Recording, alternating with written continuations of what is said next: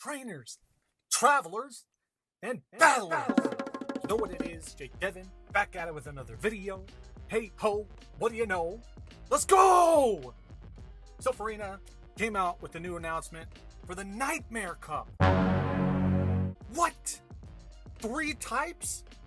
Yeah, you know, you've already seen some other videos on it. You've seen the announcements. So we got Psychic, Dark, and Fighting.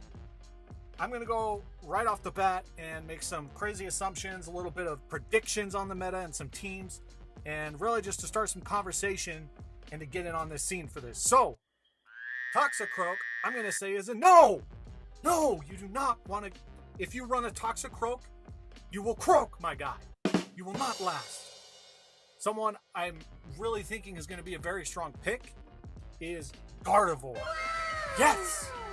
And that is because of Gardevoir's resistance to fighting. I mean, hold on. Not only is there only 3 types, they also dropped a Banhammer. Medicham, no. Sableye, no. Cresselia, no. Defense form Deoxys, no. Get rid of them. I think we learned a good lesson too from this last Kingdom Cup.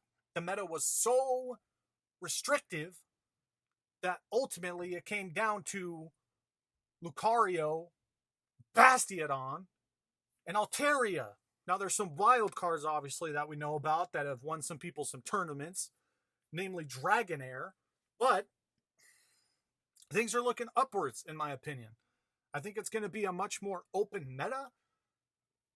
And I'm happy to see this change, honestly. I'm really happy to see it change because when things are so restrictive, people don't want to play in these tournaments. They don't. When you have to spend, hundreds of thousands of Stardust just to play in a tournament every month, that doesn't really give people incentive to join. It really doesn't. So this is really going to open up the floodgates for more people to join and more people to have fun and to participate, which I am 100% an advocate for that.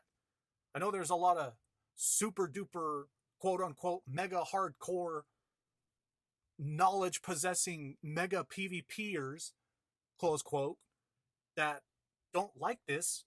But honestly, people just love to complain about certain things. They don't want to take a look at the whole picture, and they don't want to realize what the implications are, what the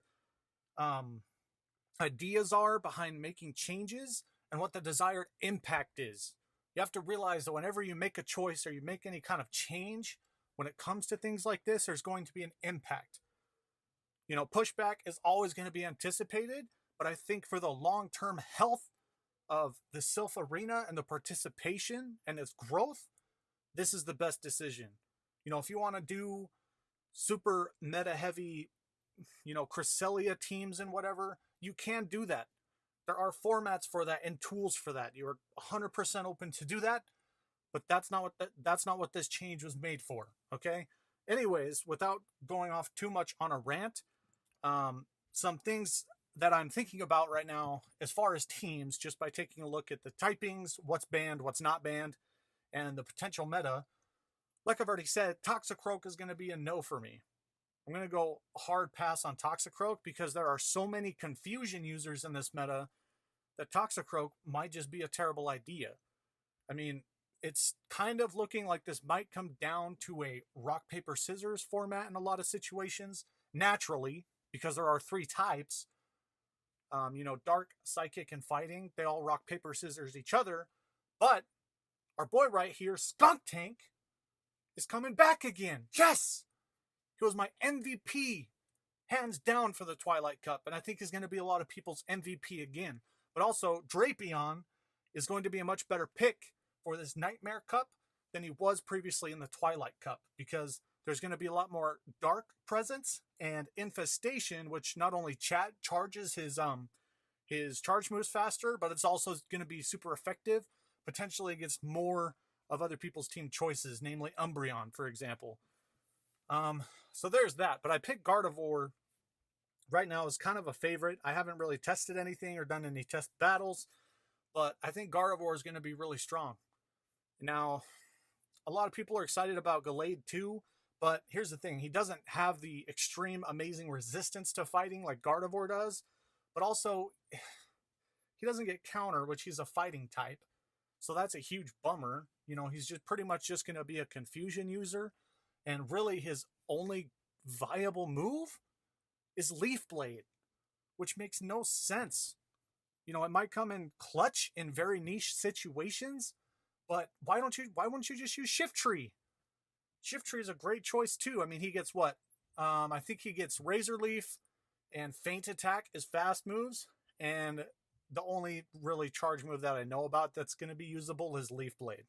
And he's going to get stabbed from that, whereas Gallade's not going to get stabbed from it. So, you know, Gallade, as much as I like it, in my opinion, I'm going to shoot it down. Gardevoir 100% is going to be a better choice right now from what I'm thinking. Now, Gardevoir does have, obviously we know, a weakness to poison types, which is going to come out from Skunk Tank, which has Poison Jab. It's going to be its best fast move, so that's something you have to look out for.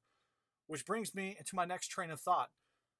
Two staples I'm thinking of right now, and now when I say staples, what I mean by that when I say staples is they're Pokemon that you definitely should have in your lineup. They're going to be a staple, okay? Two staples I'm thinking of are Gardevoir, as well as Skunk Tank.